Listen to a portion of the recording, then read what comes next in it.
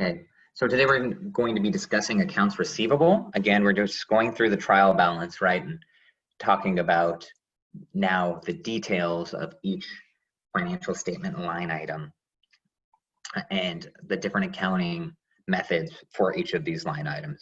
And so first section of accounting is just understanding journal entries, the accounting equation, assets equal liabilities plus equity, and understanding the different types of accounts and what businesses do. And now we're understanding the transactions specific to each asset, liability, and equity. So we need to continue to remember debits equal credits, the accounting equation, and all of these are going to have journal entries and the accounting cycle, transactions that have to be journalized, and then we make financial statements afterwards. But now we're going to go in the details of each line item and just down the assets, and then down liabilities, down equity. So we're starting with accounts receivable today. Last time we talked about cash. Normally cash is first on the balance sheet, and then we have accounts receivable.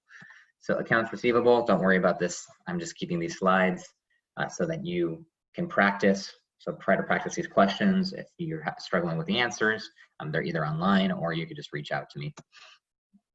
So what is a receivable? So a receivable is when we are owed money. It's that simple. So if we've invoiced a customer, then we have a receivable with that customer, as long as we expect to collect that receivable. And so a good example, I work with a lot of software companies, right? And so if I have sold a piece of software, I will invoice and I have to deliver that software to a customer. Then I'll invoice the customer for that software and say, you owe me $1 million for this software. As soon as I've invoiced the customer, I'll have an accounts receivable. That means that I'm entitled to money that I have billed for. That's what a receivable is.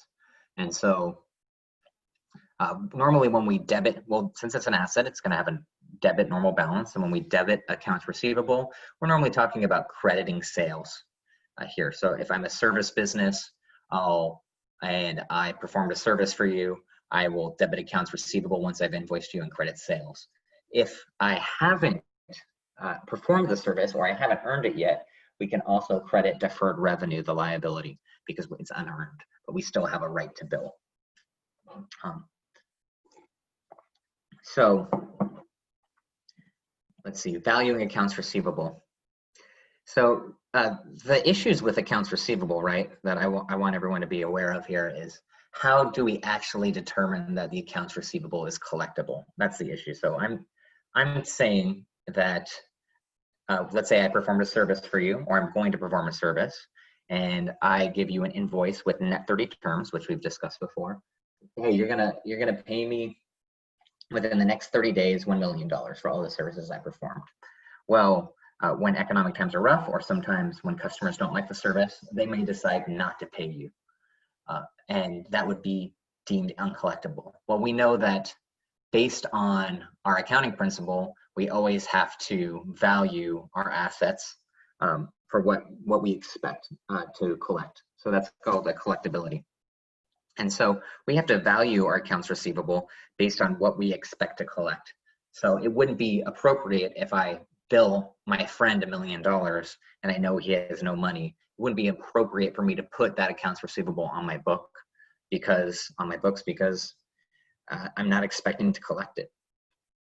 And so we will have to value the accounts receivable, or something called write down the accounts receivable and our sales in order to make sure that we aren't overstating the accounts receivable or depicting that our business is going to collect more money than we truly expect to collect.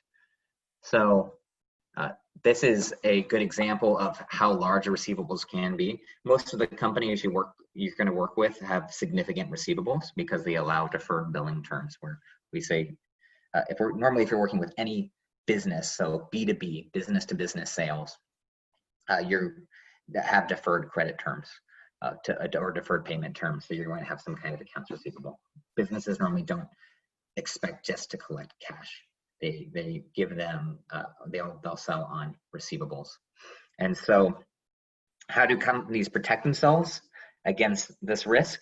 Is they'll generally do credit checks on their customers. they'll make sure that they have a purchase order from the customer and make sure that the customer has a history of paying, or make sure the customer is credible. So just like any person, each customer will have a credit rating, and they may run a credit check on that customer. As you can see here, pretty significant balances. College golf, almost 20% of their balance sheet is receivables. So they must maintain separate accounts for how they track customer purchases, what's been paid and what's owed. This is an entire job that you can get into, just managing accounts receivable if you stay in accounting. So accounts receivable, generally the process would be you have to see what's been invoiced, you have to deal with customer relationships, make sure that you're collecting, and then if collection is uncertain, you would have to write it off. And so we're going to talk about that entire process today. So on July 1st, TechCom has a credit sale of $950 and a collection of $720 from RDA Electronics from a prior credit sale. Record the revenue side of the journal entry. And so we would debit accounts receivable, credit sales, debit cash, credit accounts receivable. This is just a normal transaction, normal sale on credit. And then we're always going to book the AR first to record the credit sale and then record our cash collection. The reason though, I know some students may ask, well, why don't we just book the cash and book the receivables net? And you have to think from a systems perspective. Normally we have to follow some kind of logic. So anytime that we book a sale, generally we'll automatically go to accounts receivable in a system, unless we've only received cash for it. And then when we receive cash, we'll reduce the accounts receivable. And that way we can track all the sales related to a specific customer. Accounts receivable subledger and the posting. So in the general ledger, we'll have accounts receivable, all of the detail related to it, and then there may be a breakdown by customer. This is normally called, they call it subledgers. Nowadays they call them recons. So an accounts receivable reconciliation, or you may call it an AR aging report, where you have all of the customers and how much of an accounts receivable that we expect from each one. So sales on store-owned credit. On November 1st, TechCom recorded sales of their own credit card of $1,000, and we recorded an adjusting entry for the interest on the seller credit card. And so if we have a credit card that we've given to the customer, and you can think about this as Target, right? And so if you go to Target or many companies, you can get a Target credit card. Really, that's just Target financing you or giving you a way to defer your payment terms, to similar to B2B or business to business interactions. And so in this case, since they're financing you and give you a 1.5% interest rate per month, you're going to debit accounts receivable and credit sales on November 1st. And then at the end of the next month, if we haven't paid our interest, then we're going to, the Target will recognize accounts receivable 15, interest revenue of $15, and that will continue to increase. And so this is another way that businesses can make money, is by issuing credit cards in order to finance their business and to increase sales. And so another good question from any student would be, why do we allow customers to finance their interactions through accounts receivable? And that's just to encourage sales or to encourage bookings. So if I'm a salesperson or if I'm a company, I don't want anything to limit my customers from purchasing from me.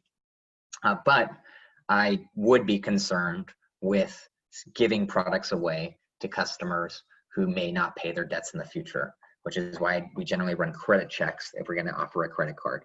Just for the consumer, know that credit cards generally are a terrible deal, because if you are given one by a company, they know for a fact that you can afford the credit card, and they will charge you a very high interest rate in order to make money from you. So it's a whole separate business model. It encourages sales, and then they can always take back their product, and then they can also charge you interest.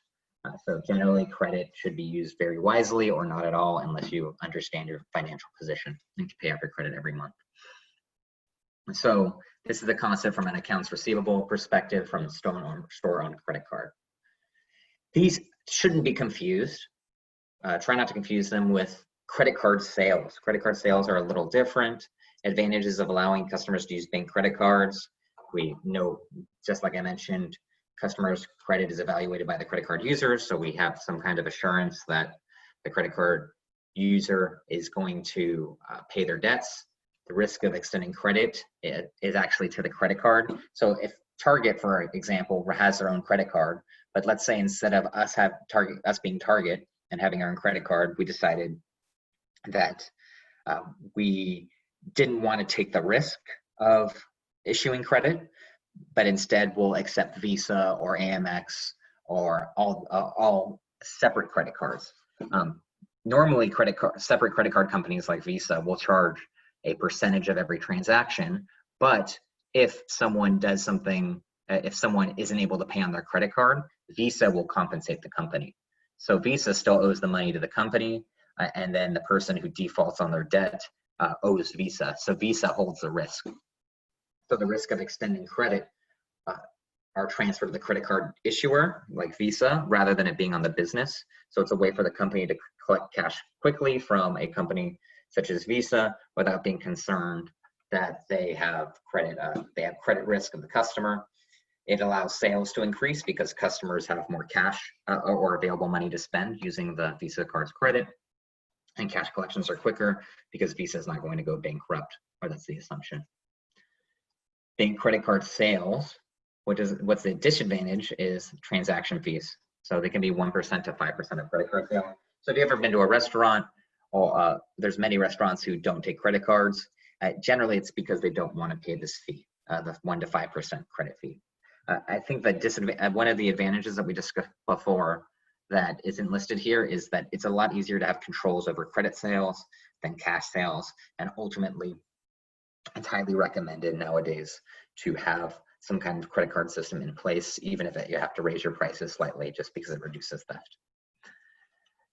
So I'm going to go over these sales and then we'll open up for questions, and we'll go into valuation of accounts receivable. So sales on a bank credit card.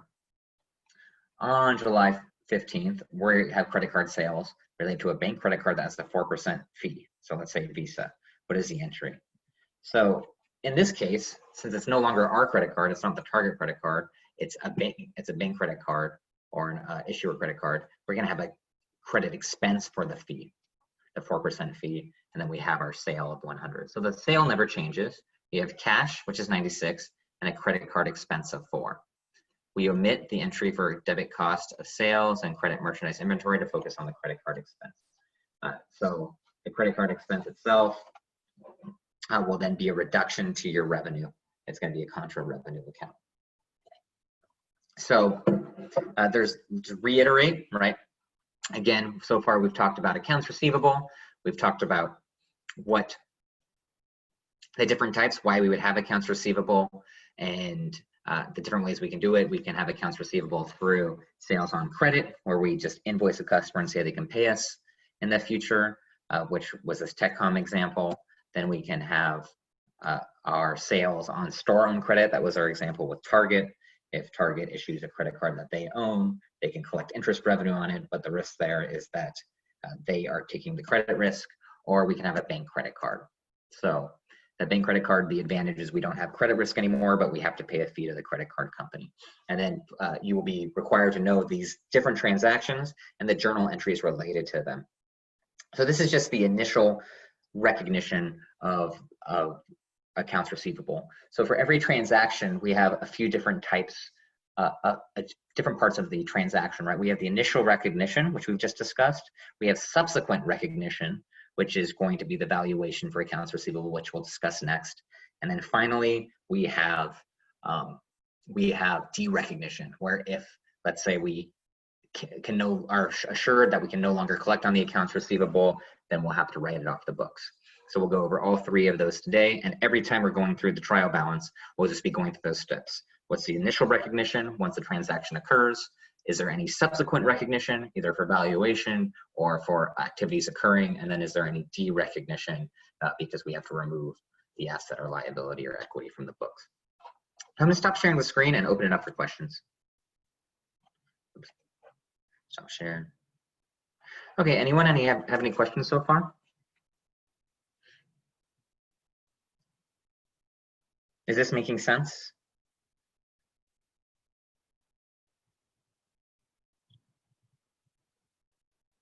Okay. I'll give everyone a minute or two. If anyone has any questions, please.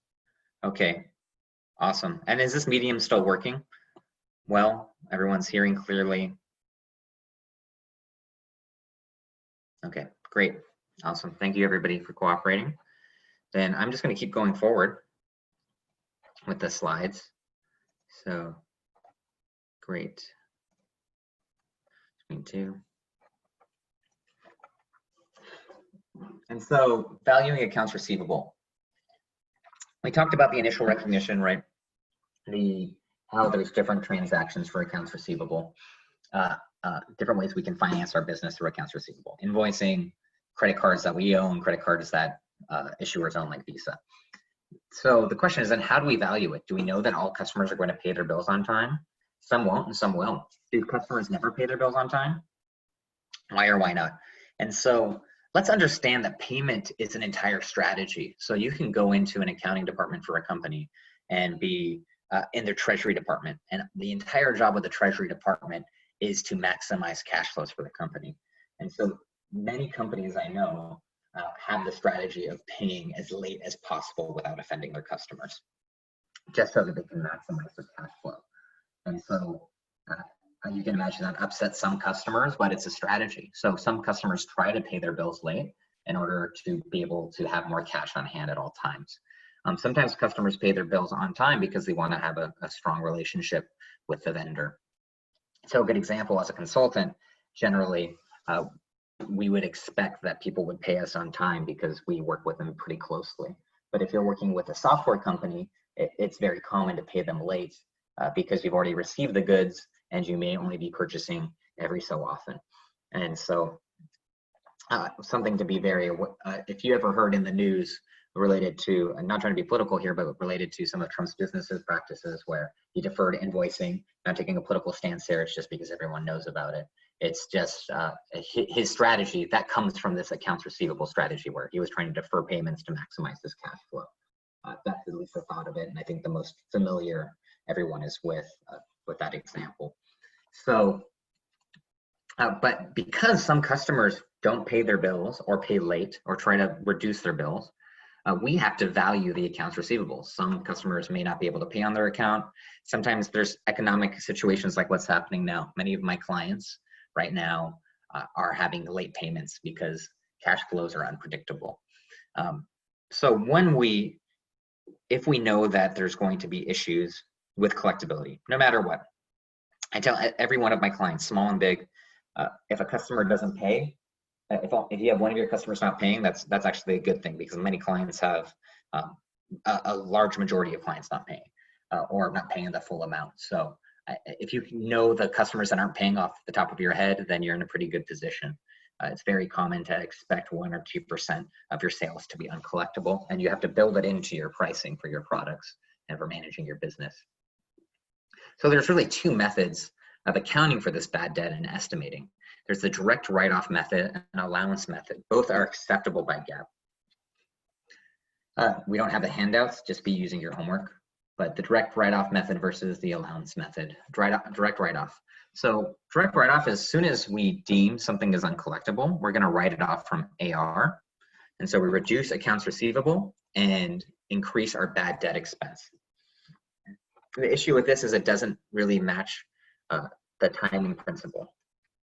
And so if this is only acceptable if we have very limited or immaterial bad debt expense, and it's not going to materially impact the financial statements.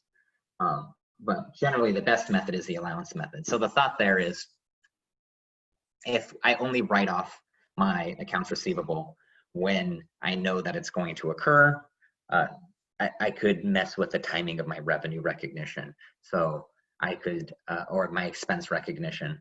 And so I could say, okay, we know in 2019 that a lot of customers are not going to be able to pay for their accounts receivable because of the coronavirus, let's say. And even though we know that, we're not going to reduce our accounts receivable on the books because we'll wait until we determine that we can't collect. And generally, this is a whole process to prove they can't collect. So most companies will have a policy that ranging between 120 to 365 days that if a collection is overdue, then they will not, they will not, if collection is overdue, they will write it off. So they'll follow up with the customer if it's over 180 days late, and if the customer is unresponsive, then they'll write off the accounts receivable and then debit bad debt expense, credit AR. Under the allowance method, however, we are always going to continuously estimate the loss we expect from AR and then have a reserve for it. And so every month we'll say, okay, we expect 2% of accounts receivable to be bad debt expense, and we'll debit a bad debt expense and credit allowance for doubtful accounts. This allowance for doubtful accounts is a credit balance, and it reduces AR, which means it's a contra asset. It's an asset account that reduces an asset balance. So you'll have your debit to AR and your credit to allowance for doubtful accounts on your balance sheet, and the net value is what will be presented on your balance sheet. And then we debit our bad debt expense. I want everyone to realize here that this is after the fact of the initial transaction. So when we make an original sale, we always expect that sale to be collectible. We shouldn't make the sale if it's uncollectible.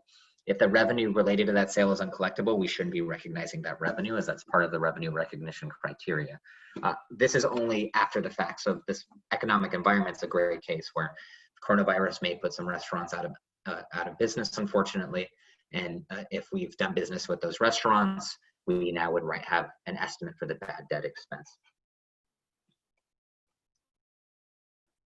So if we value for the direct write-off method, we just know that we can't collect a certain amount. So this is when we hear from a company that, hey, we're going bankrupt, we can't pay you, or we've heard from from other vendors that they haven't been paid, or we know that, or they've reached out and said, we don't like your product, we're not going to pay you. We know exactly what we can collect, and we're going to debit bad debt expense and reduce our accounts receivable. Notice that we have to note the specific customer, because in the subledger or in our accounts receivable reconciliation, or also known as account receivable aging report, we know what customers owe us and what don't, so our debt collection team can follow up with them. Kent was able to make full payments, and so if they were able to make the full payments, then we'll just reverse the entry. And so that happens sometimes where in January, we determine a company won't be able to pay, but then the company decides either does better after the bankruptcy, or decides that they need the product. So a good example is if, let's say as a consultant, someone decides they don't want to pay me. So I tell them, okay, well, I can't do any services for you because you're not paying me. But then next month they determine that they do need me, they might pay me instead. So then I would reverse the bad debt expense, so we'd have the accounts receivable back, not have the bad debt expense on our books anymore, and then just collect the cash. These journal entries are going to be key. I expect you to be tested on them. So make sure any of these journal entries you understand or ask me questions about when we get off sharing the slides. Matching versus materiality. Okay, expense recognition. So I think remember back to the original 4 chapters that we have the matching principle, right? Matching principle is we recognize revenue when it's earned as a revenue recognition principle. And then the matching principle is we have to match expenses to the revenue that we create. And so theoretically, we should be increasing our bad debt expense and our allowance as we recognize revenue, which becomes difficult because then we have to estimate the bad debt expense. The way we would do this generally is by a simple calculation of determining how much bad debt expense we've received by customers over the last year or over the last 3 months. And then let's say it's 1% of our sales, and then taking that percentage going forward. Some companies get much more complex and break it off by customer class or different large customers versus small customers or regions. But the general theory is we're just estimating based on what's happened in the past. There's new accounting laws or guidance coming out that's going to make it so you also have to consider future economic impacts as well in your valuation, but we won't be covering that in this class. That's going to be called CECL, though, if anyone's interested in looking into it. CECL, credit reserve losses. Materiality constraint. Normally we'll ignore amount if it's unimportant to the business user's decisions. So materiality is just an important part to get, an important definition to understand as a class for the rest of your accounting education and business education. And so I relate this to when I was in college and I was very, very broke. I remember if I had $100 in my bank account, I would be pretty happy. And so if I bought a sandwich, that sandwich was a material purchase to me. If that was a $5 sandwich, that was a pretty big purchase for me because it's 5% of all of my money, right? 5% of all of my assets are going into that sandwich. So that's a material purchase for me. But 10 years later, 5 years later, 10 years later, if someone has $100,000 in the bank, that $5 purchase for that sandwich is not going to be material anymore. Same thing, companies think of business the same way. And so if I have a small company that makes $100,000 a year, the materiality threshold for that company is going to be very low. And normally you say it's about 5% of their income or 5% of their assets. And so any purchase under 5% or under, it might be seen as immaterial, and some companies will even have a lower threshold, like 1%. Which means that if a transaction occurs below that, we really don't care about it as long as it doesn't affect the financial statements by 5% or more in aggregate. And so same thing with a bad debt expense. If it's immaterial, if we know our customers are 0.1%, 0.2% bad debt expense, we really aren't going to care about it. And so we might ignore it for financial statements because it's unimportant to users' business decisions. But if it's greater than that 1% to 5% ratio, then we can't use a direct write-off method. So again, we can only use the direct write-off method if it's immaterial. Immaterial being, the true definition of it is an amount that can be ignored if its effects on the financial statement, because its effects on the financial statement is unimportant.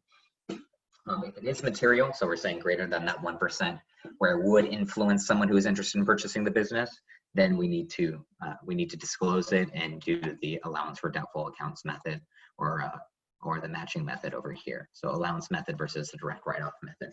This is only if it's immaterial. This is if it's material. Again, make sure you know this for your exams, and just going forward, if you don't see a company has write-offs on their books, if you're ever looking at financial statements as you progress in your finance education, the reason might be because that allowance for doubtful accounts is immaterial, while if we see the allowance method disclosed, it's probably material. Okay, so we're going to go over this method next. First, I'm going to go over, does anyone have any questions related to direct write-off method? Yes, Dylan. Question from Dylan. Sorry, I can't see the chat while I'm presenting, so I have to stop sharing. Yeah. That's why I stop sharing every 15 minutes or so.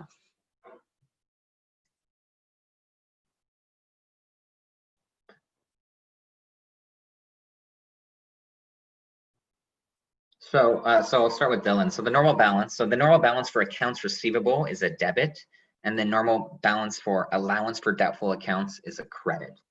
And then that allowance for doubtful accounts will reduce the value of the accounts receivable. So it's a contra asset, which means it's an asset account with the reverse normal balance. Does that make sense, Dylan? Okay, great.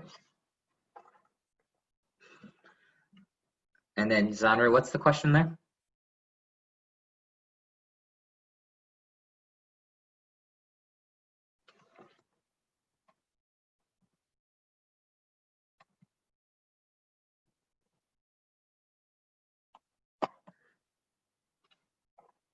Okay, any other questions? Oh.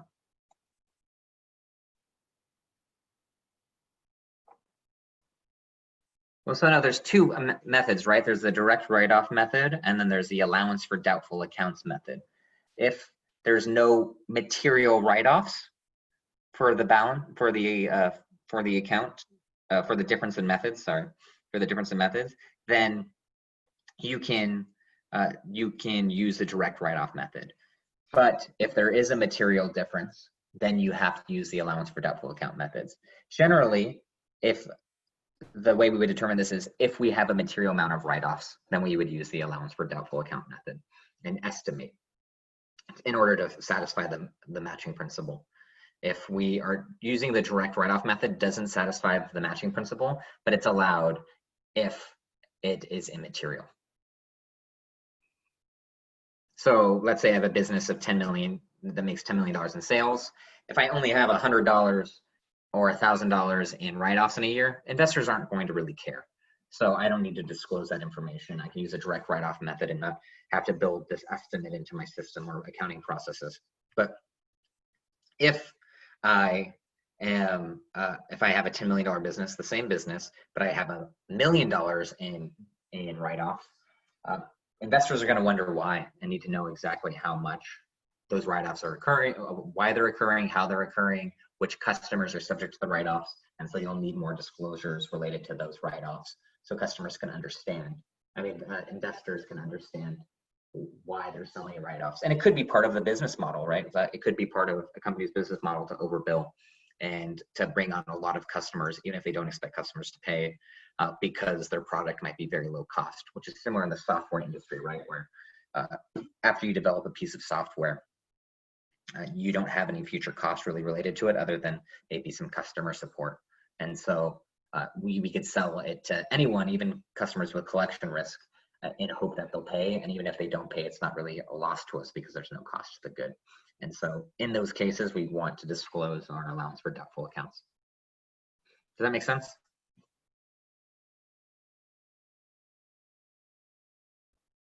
No problem. Okay, so let's go over how do we estimate and what are the journal entries? I'm going through this one pretty quick because there's really not a lot of journal entries, and that's related to accounts receivable. I mean, we're almost through this chapter already, so the most difficult part is this estimate and understanding allowance for doubtful accounts. And then next we'll be going into more long-term assets. So let me share the screen.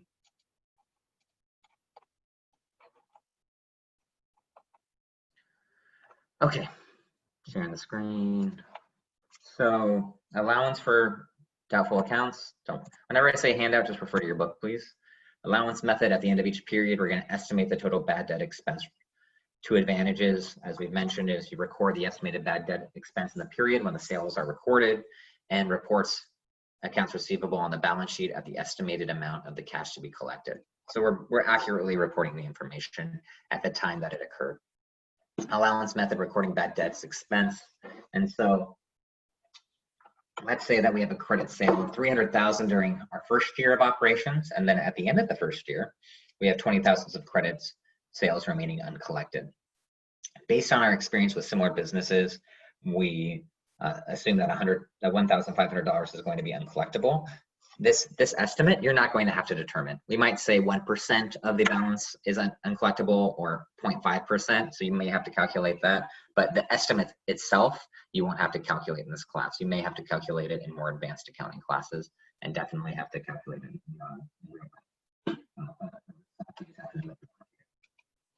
because we know 1,500 is expected to be uncollectible, but it's not. We don't know for certain, right? We're just expecting it based on our history with other customers. We're going to reserve for it. This is called reserving for the allowance for doubtful accounts. So we're going to debit our bad debt expense in the period the sale occurred, right, December 31st, and then we're going to credit allowance for doubtful accounts. So allowance for doubtful accounts is we're not crediting AR, right? Because we know that we're not certain that we're not going to collect it. This is just an estimate. So we have an allowance for doubtful accounts. This is a reserve. It has a credit normal balance, even though it's a contra asset account.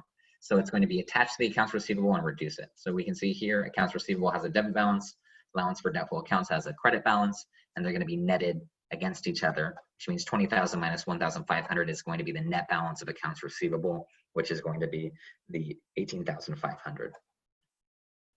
And the slides all have this information that I'm discussing as well. I'm just stating it in a different way for anyone who wants to review this recording in the future.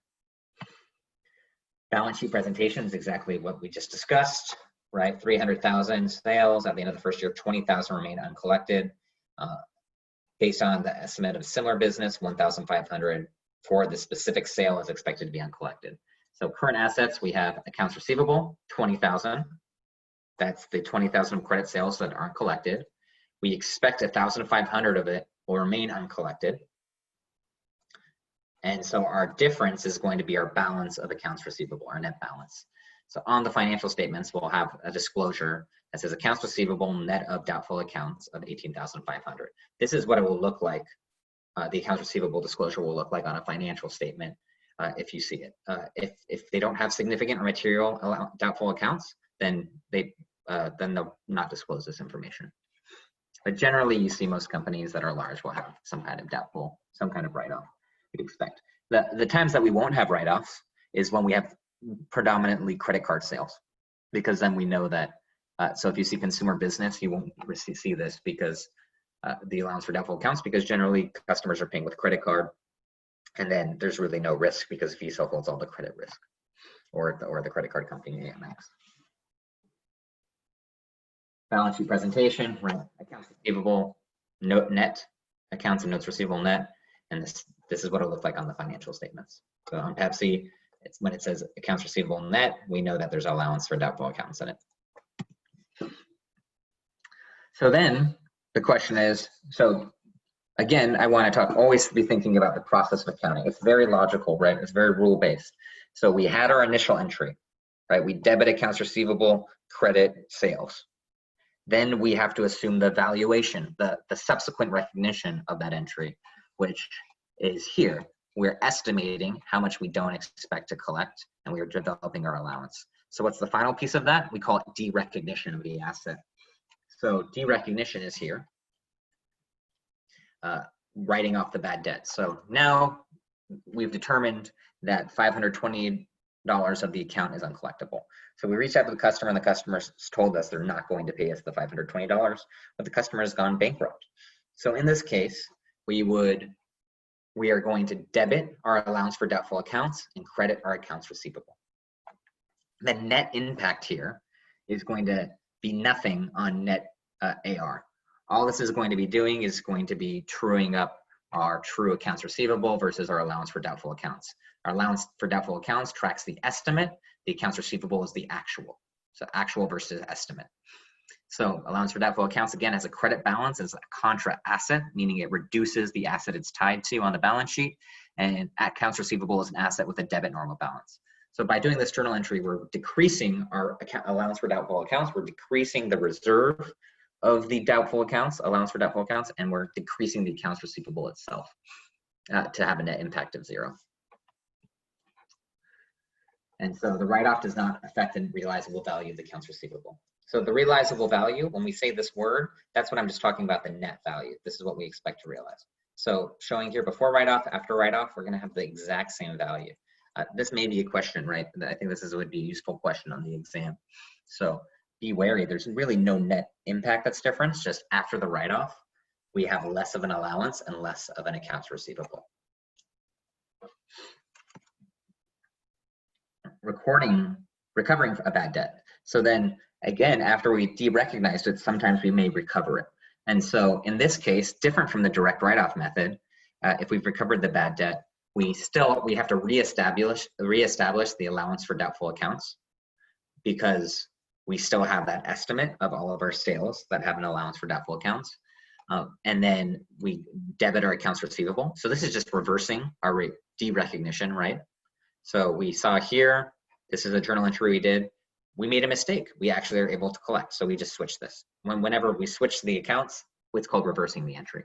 So here we debited allowance for doubtful accounts and credited accounts receivable. Whenever we have to take back an entry, we just reverse it. Like debit accounts receivable, credit allowance for doubtful accounts. So in theory, you just need to learn one of the journal entries and know that you switch it if we have to take back what we did. And then we debit cash and credit accounts receivable. Where I've seen students mess up on this is that they'll debit cash and credit accounts receivable and forget about the first journal entry. You need to know this slide. I'm sure this will be tested, the difference between the direct method and the indirect method. The direct method and the allowance method, also known as an indirect method. So make sure you know your journal entries for the direct method and for the allowance for doubtful account methods, including this recovery. Make sure you understand this, and I'm happy to answer any questions related to it. Okay. So any question on the journal entries? I'm gonna stop my share real quick.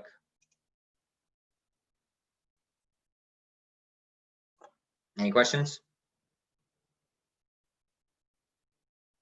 Speak now or forever hold your peace. Okay, when does the bad debt impact income statement?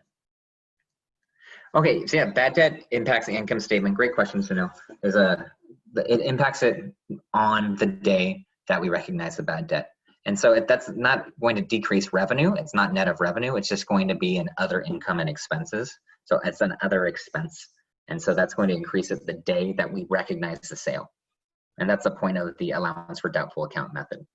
The bad debt expense, and that question is a little loaded. So the bad debt expense under the allowance method is going to be at the time of the sale.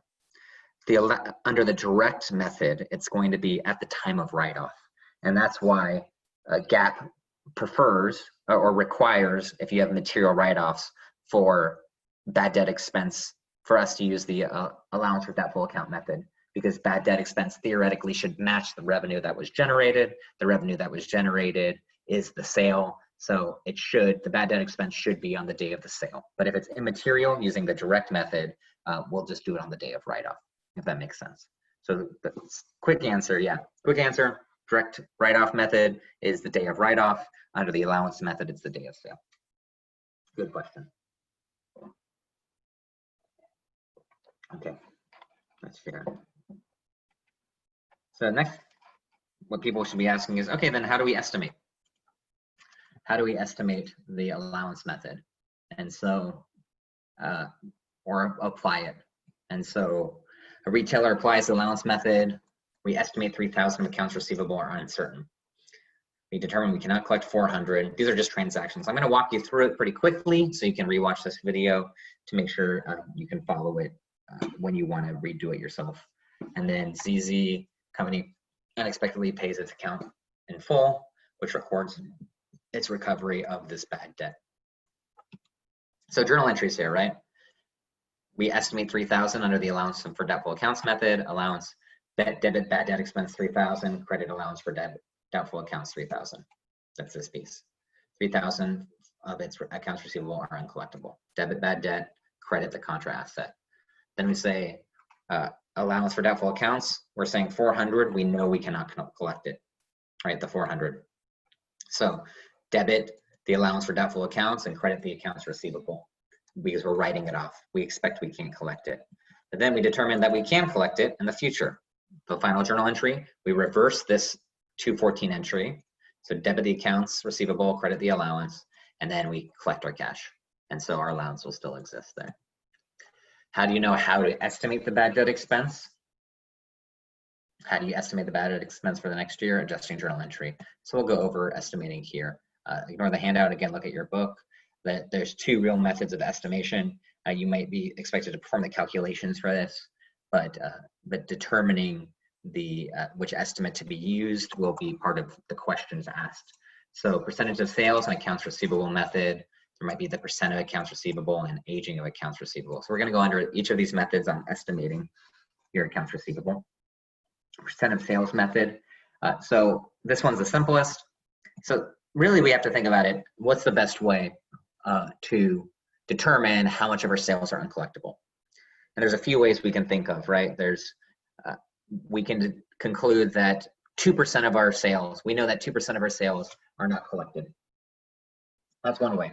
We can look back and say we've never collected 2% of our sales. And so going forward, we'll estimate that 2% of our sales are uncollectible for the allowance for doubtful account method. The other way we could do it is say, well, we know based on accounts receivable, a percentage of our accounts receivable is not collectible. So instead of saying a percentage of sales, we're saying a percentage of the accounts receivable is uncollectible. That 1% of our accounts receivable is never collectible, so we'll reserve for 1% of the accounts receivable. The most complex and most accurate way is the aging of accounts receivable. And so that's called an AR aging report, if you've ever heard that term. Again, another reconciliation process where you look by customer and by amount. A company will say, if a customer is 30 days late, we know that 99% of them will pay. If a customer is 60 days late, we know 90%. If a customer is 120 days late, half of them pay. And this is a more accurate representation because we're reserving based on how late a customer is. So we'll go over each of these briefly. and how to calculate. And in your homework, you'll go over more detailed calculations. Percentage of sales is relatively easy. And I'll say 2% of your current period sales. This you won't have to calculate, it'll be given to you. Times, so your current period sales might be $1 million, times your bad debt percentage, your percentage of sales at 2%, will be your estimated bad debt expense, which is that 2% times the 1 million, that'd be your 20,000. Here's another example. We made 400,000 in sales. We estimate 6% is eventually uncollectible. So 2,400 will be our estimated bad debt expense. And that 6.6% would be estimated based off of the history of the company. And under the new accounting guidance, also consider economic factors going forward. And the journal entry here, right, just debit bad debt expense, credit allowance for doubtful account. And then we've gone over the subsequent recognition entries as well. Percent of receivables method, 2-step. So this is the easiest method, percent of sales. Just percentage of sales, we know the journal entry.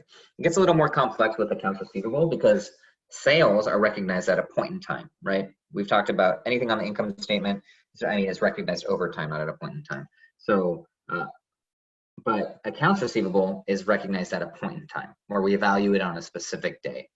And so we have to compute the desired ending balance of the allowance for doubtful accounts.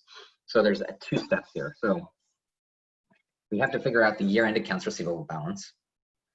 Then we have to multiply it by our bad debt expense to determine the desired ending of bad debt expense, or the allowance for doubtful accounts for the period. And then we're going to have an allowance for doubtful accounts from a previous period as well.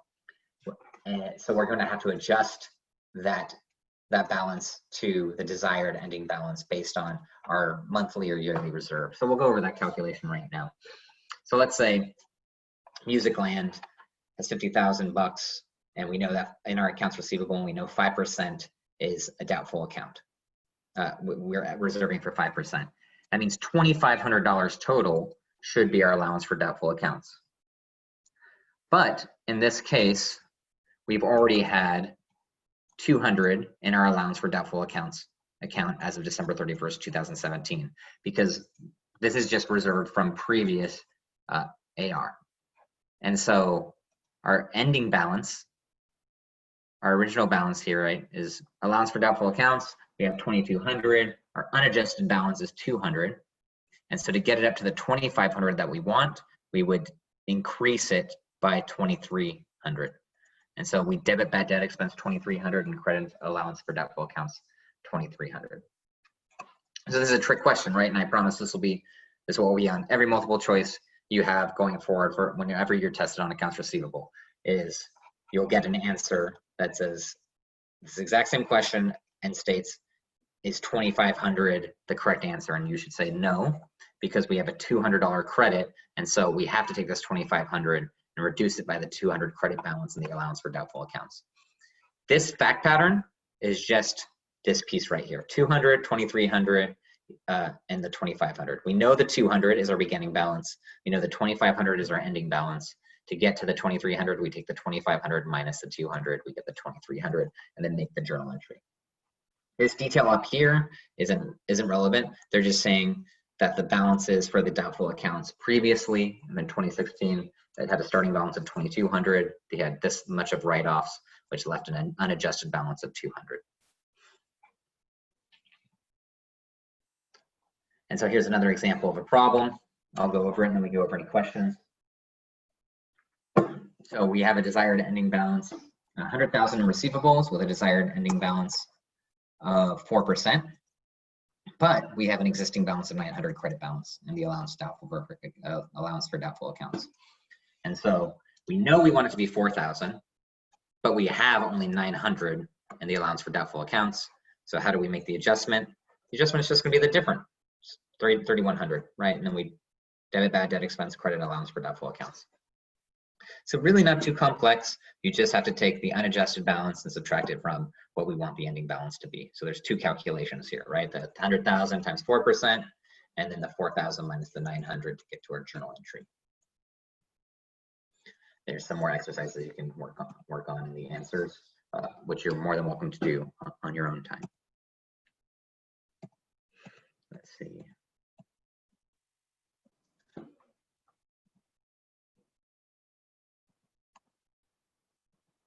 And then it looks like we will not, I want to go over aging receivable method next. So this will be the most complex one. So any questions so far? So we've gone over the two methods, so sales and accounts receivable. Sales and accounts receivable. Any questions related to this?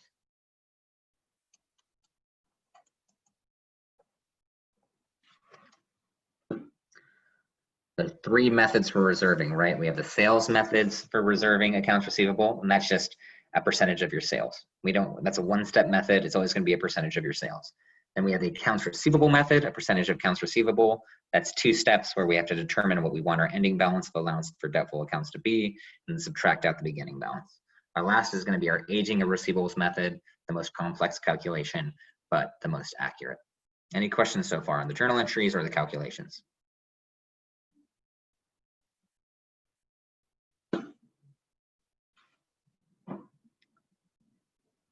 Good question. Which industry typically uses which method? It really depends. You're supposed to use the method that is most accurately represents your accounts receivable balance, which is generally hard to determine, right? And so I would say if you had a smaller business or a more or a lower amount of accounts receivable, or generally quick debts, you normally use a percentage of sales.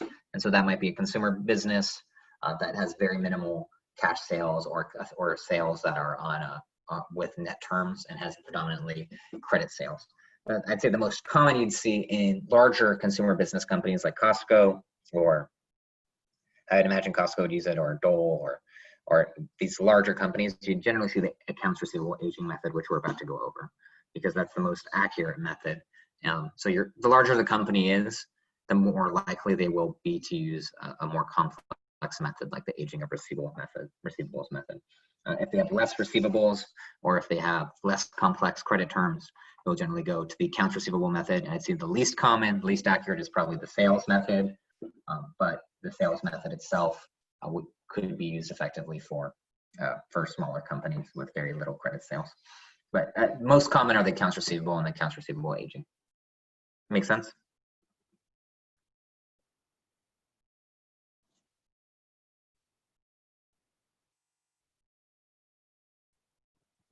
Yeah, that's a good question.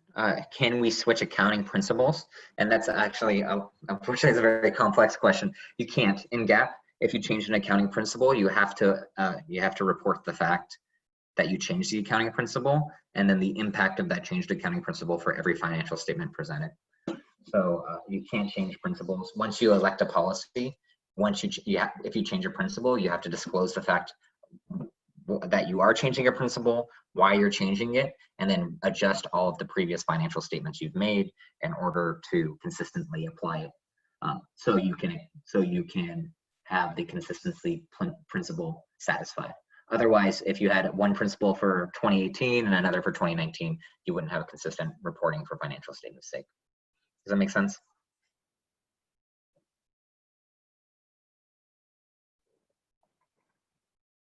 No problem. Great questions. And that's definitely a complex area of accounting that we'll go into briefly in this class, and then down the road is how do we apply new financial statement standards, how to revise our policies. And generally, the rule is if there's a material impact, we have to disclose it for all periods presented unless there's some kind of exception.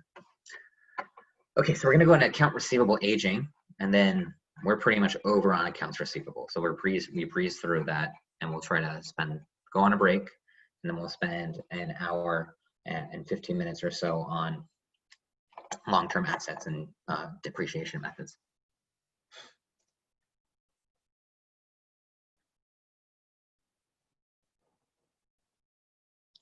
So aging is a receivable method. What we're going to be doing here is we classify each receivable by how long it's past due, by customer, and by invoice number. And then each age group is multiplied by the estimated bad debt percentage, and then we estimate the bad debts as a group. So this is a weighted average. And so generally we'll see by group, we have invoices that are not due yet because they're within the first 30 days, the net 30 terms. And we may say we know 1% of this is uncollectible, and the estimated uncollected amount would be 645. Then we know, okay, there's customers that are slightly past due 1 to 30 days. That's 18,500. the percent uncollectible, that's 3%, because we know that, okay, these guys are a little late. We probably should have a larger reserve for them. That'll be 555. This calculation over here is just this amount times the percentage. 18,500 times 3% is 555. 31 to 60 days, we're going to up it a little more. These customers are getting rather late. 61 to 90, getting even more late. Normally, if you're over 60 days, you're assuming there's a high likelihood that they're not going to pay. And if they're over 90 days, we may assume that they're not going to pay at all. And that's maybe the 1,860. Then we sum the amounts. Here, 645, 555, 700, 1,560, and 1,860. These amounts, again, were just this balance times the percent uncollectible, which is determined by the company. And once you sum these amounts, this would be your desired ending balance for your allowance for doubtful accounts. And then you would do the exact same thing you did as under the accounts receivable method. You'd figure out what your balance was currently. You figure out, your desired ending balance, and the difference will be your journal entry, debit, bad debt expense, credit, allowance for doubtful accounts. So the process is the same for both accounts receivable methods. The ending journal entry and the process for determining this amount. It's just the calculation of the number itself is slightly different. One is weighted average based on the amount of days due, and the other is just a desired ending balance for allowance for doubtful accounts. So I like this page. This is a good summary, right? This is the different ways we can do bad debt estimation. I wish it had so over here, it had an additional for direct write-off method. The reason it isn't is because it's not a way of estimation, right? Direct write-off is we know what happened, and so we're writing off as it occurs. Estimation techniques, we have the income statement focus, emphasis on matching. So we have the percentage of sales times rate equals bad debt expense. Balance sheet focus, we have an emphasis on the realizable value of the accounts receivable. This is probably the most favored I've seen with clients. And then percent of receivables, we take the accounts receivable times the rate and give the allowance for doubtful accounts. Or we have an aging receivable method where we take the accounts receivable by the rates by age, and that'll equal our ending balance. And then we do an adjusting entry at the end. You will have to make sure you memorize all three methods and the journal entries related to them and how to calculate them. So last piece, notes receivable. So if we have a balance, so accounts receivable is a short term, they're also called trade receivables, but we expect to receive them from customers. A notes receivable is long term, and we generally expect which long term mean a year or more generally, and we're normally not getting it from a customer, although we could, but we might be getting it from a financing institution. So the notes receivable means that we're giving out a loan generally in exchange for deferred payment or for payment up front. So a promissory note is a written promise to pay a specified amount of money, usually with interest, either on demand or on a stated date. So this could be with a customer. We could use an example where if we know a customer isn't going to, if we say, you can buy our software today, but you have to pay us $1 million in 2 years, and you have to pay us 3% on that every year interest. Then not only are we selling to the customer, but we also have a financing arrangement, and that'll be a notes receivable because it's long term. And then this generally tells us the interest rate, who made the loan, or who made the promissory note, and then who has to pay it. So here we might have to compute the maturity dates in the loan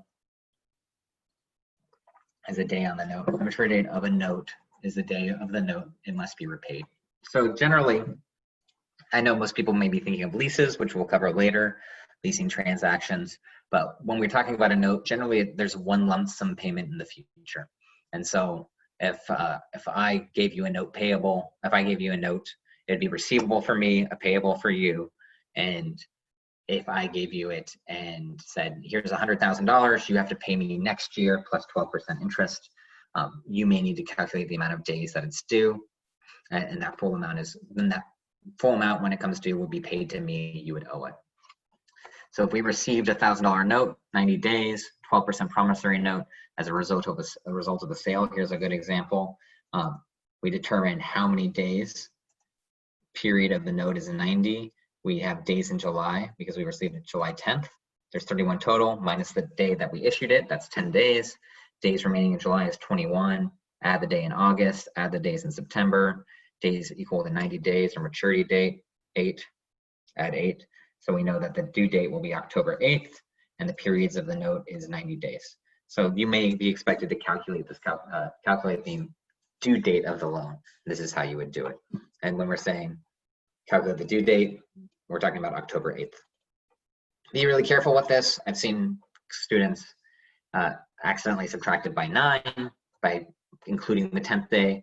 Please follow this formula. Follow the formula in the book. 31 minus 10, and then determine the days and months. So you will have to memorize the amount of days in each month. And generally, you will assume that there's no leap year. You don't have to memorize the leap years. Okay, principal of the note times annual interest rate times the time expressed in the fraction. This is how much we're going to determine the interest is. Remember, we have to determine even if our interest isn't due by the end of the year, we have to determine how much has been earned based on our accrued interest revenue and expense. We did this in class during the first 4 chapters. And so in order to determine that, we have to determine how much is owed to us. And so we have to determine how many days has passed in that original calculation. And so this is just how you do it. So we're saying 1,000 at 12%, it's a 360-day loan. That's a simplified method, the 360. You can determine a 360-day year. Generally, people say a 365-day year, or you can say a 365.25, or you can do it the actual years. Just follow the book. If it says 360-day year, then go with a 360-day year. 1,000 times 12% times 90 over 360 is 1,000 times 0.12 times 0.25. This is 25%. 90 divided by 360. So we expect $30 in interest. We need to recognize this as revenue. So on the sale, we would debit notes receivable and credit sales. This is our initial entry, right? Going back, we always have an initial entry, a subsequent entry, and a derecognition entry. This is initial entry, debit or notes receivable, credit sales. We sold it. We haven't collected any interest or earned any interest on this today, so nothing we can do from a subsequent reserve, a subsequent entry. Then subsequent to that, then we would record a credit to interest and a debit to interest receivable for the $30. Next, they're saying recording an honored versus a dishonored note. So here's more examples of just how we would record notes. Again, notes receivable is a type of asset. Normal balance is a debit. Same thing with interest receivable, and revenue as a credit normal balance. Honoring a note means a note is paid in full on the due date. So the principal and interest of are due on its maturity date. So Jay Cook has a $600, 15% 60-day note receivable due to TechCom on December 4th. I think it's very important to realize here that dates are going to be essential, right? Determining the start and end date is going to determine how much interest you recognize at the end of a period. So be very careful with this. So we're saying cash is 615. Notes receivable is credit, notes receivable is 600, and interest revenue is 15. And so the principal and interest of note are due on its maturity date. Jay Cook has $600, 15% 60-day note receivable due to TechCom.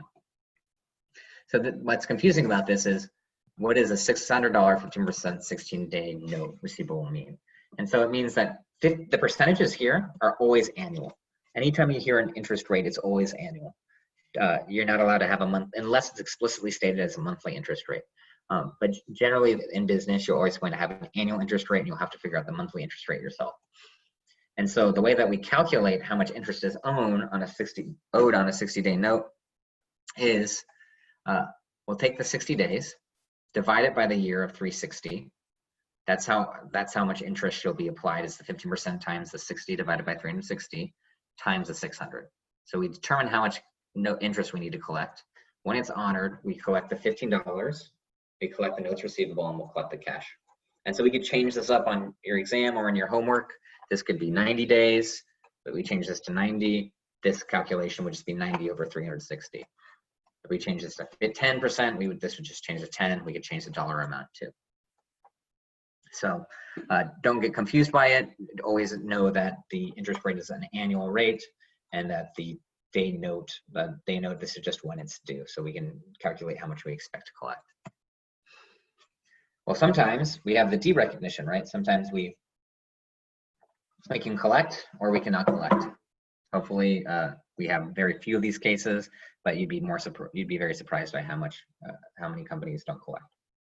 So the maker of the note is still obligated to repay the principal and interest due, but we know that they're not going to collect it. So J. Cook has 615% interest, 60-day note, and he decides not to pay.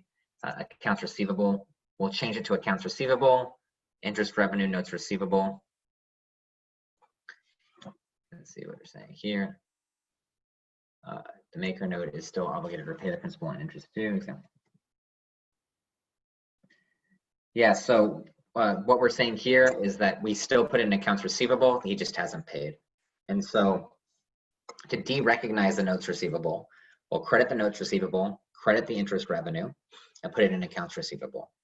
And then we will apply the estimated methods that we've talked about, like the sales method or the allowance for doubtful accounts methods, such as the accounts receivable method or AR aging method, to this accounts receivable to recognize bad debt expense. So we still go through with the interest revenue and notes receivable. We try to recognize it, but then we're just going to switch it to an accounts receivable and then recognize bad debt expense through one of the other methods if he does not pay.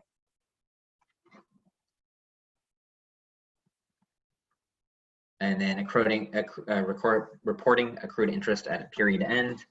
These calculations are similar to what we just talked about. If there's a period end, we have to be careful with dates, right? So be careful here on December 16th. If we have a 60-day note, I might ask you, well, what's your entry at the end of December 31st? Well, we have to do our adjusting journal entries or accruals and deferrals, right? And so even though he hasn't paid yet, there's a 60-day, or the company hasn't paid yet, there's a 60-day note on December 16th, we still have to conclude how much interest is accrued at the end of the year. And so that'd be interest receivable, debit interest receivable, credit interest revenue. So this is 3,000, that's the amount of the note, times 12%, that's the interest, annual interest, times 15, multiplied by 15, divided by 360. 15 is the amount of days left in the year, 16 to the 31st, 31 minus 16 is 15. And then we make this calculation, that's our interest revenue accrued. This is an accrual, we didn't receive cash for this. And so here's the formula that I just talked about, how we calculated the amount of days. And then at the end, I might ask you, how do you recognize the cash when we receive the cash? Well, we've already recognized $15 in interest revenue. We have 45 left through our calculation. And so we're going to credit interest revenue of 45, credit our interest receivable of 15 because we've already created the receivable here, which needs to be derecognized. We have a credit of the full receivable amount, and then we collect the cash of 3,060. So again, this is just timing. So the period end might occur while the note is ongoing. And so if the period end occurs while the note is ongoing, then we have to recognize interest revenue for the period, and then make sure that we don't double count it when we collect our cash. So reduce the receivable, collect the interest revenue, and we have our cash balance here. And so we flag these as need to know slides. That means that there's a high likelihood that you will be tested on it. So make sure you understand these journal entries. So we've talked about maturity dates. These are just more slides to go over interest, how to calculate them, and recognize when you collect a note receivable and deferred. Here's a good example. So all these are just more examples of what we've already covered. I would cover them if we had a little more time, but I think they're self-explanatory. And if you rewatch this recording, you should understand where all the numbers are coming from. There's also other videos I can send you to supplement if this is still confusing. So also remember the knuckle approach. I think this is useful for people as they're getting a handle of the dates. I'd recommend just memorizing the dates. So go to your calendar, you know that January has 31 days, February generally has 28, this is a leap year, so on and so forth. But you can also use the knuckles, January 31, February 28, March 31, the next one we have, now I haven't memorized it, April, you have 29, April, you have your 30 days, 31, 30, 31. So I don't know. I think the best way to do it is just to memorize the dates, because you will have to figure them out on the exam. But I'll also permit just having a scratch paper for this to make sure that you know your dates. So that's not something I'll hold against you. But I do recommend memorizing it because most of your exams will have it, have the dates. And then here's more examples with answers. So I'll open up for questions for 5 minutes, and we'll take a 10-minute break and convene at 10:35, where we're going to go over the next chapter. Let me stop share. Let me go. I have a few questions here. Can there be a bad notes receivable? No, there can't be a bad notes receivable. Good question. So if we have a notes receivable and then we know we can't collect on it and it was a sale, we just account for it. We remove the accounts receivable and change it to remove the notes receivable and we change it to an accounts receivable. And that was the example I showed earlier where I can pull that one up. Good question.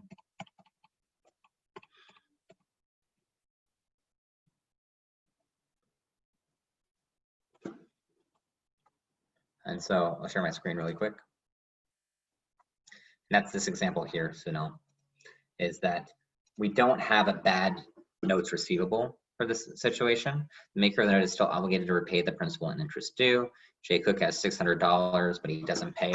So what we're going to do is we're going to put that notes receivable and the interest revenue into an accounts receivable and then estimate bad debts based off of this account receivable. But we won't have a bad notes receivable. If this is a loan, it would be generally, it would be different, but we're looking from a sale perspective, and we won't go into the loan perspective for now. Any other questions so far?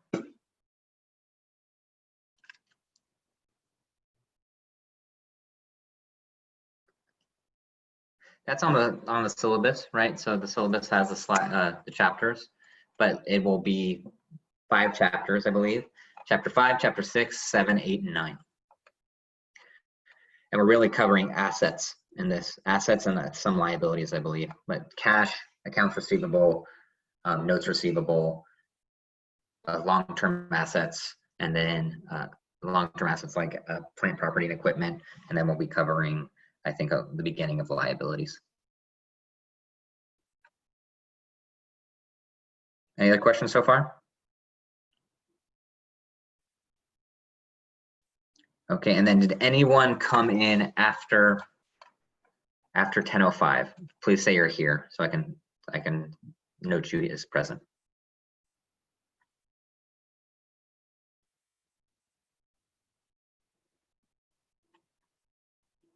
Yeah, so I'm opening up the homework. The homework, I recommend doing it at the end. I mean, it's all on the syllabus. It's always been on the syllabus, right? So I'll share the syllabus again. Let me share screen. Please always, and this is gonna be for every class you have. They should have a syllabus with your due dates on it. And so just get used to referring to it, but the due dates are here. 321, chapter 6, 321. So everyone should have their chapter 6 homework done by 321. Chapter 7 and 8 should be done by April 4th. I'll leave it open. I'll leave all of the homework open until the 11th for this midterm so people can practice it, because I've had a lot, not a lot of students, but some students ask if I could leave the homework open as long as possible. So it will be open so they can practice it, but if you're doing it after these dates, I might not keep you for points, especially if you're very delinquent. But ultimately, I will leave it open to 411 so everyone can practice, but after 411, when your midterm happens, I close all of these previous chapters so we can make sure that everyone's moving forward. And that'll continue to be my process. So please just stay on track with the homework if you can, and always refer to the syllabus. That make sense?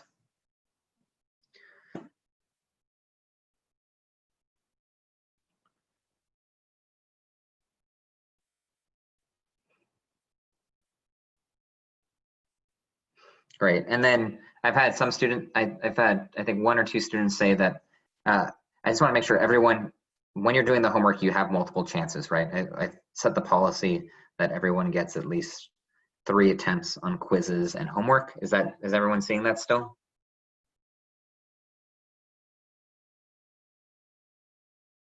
Okay. Awesome. I've had some students ask me if I could open up previous chapters homework. Unfortunately, I wish I could for everyone to practice, but if I open up for one person, it's part of the school's policy. I have to open it up for everybody. And I'm trying to be fair to all the students. So I'm already one of the more lenient professors here or teachers at the college where I'm keeping the homework open for the until the midterm. And I'm not requiring a group project, and I'm putting more weight on the homework than most other teachers do here. So since I'm trying to be helpful to you all, just try to be understanding to me when I'm trying to keep it fair for the students who've already done the homework.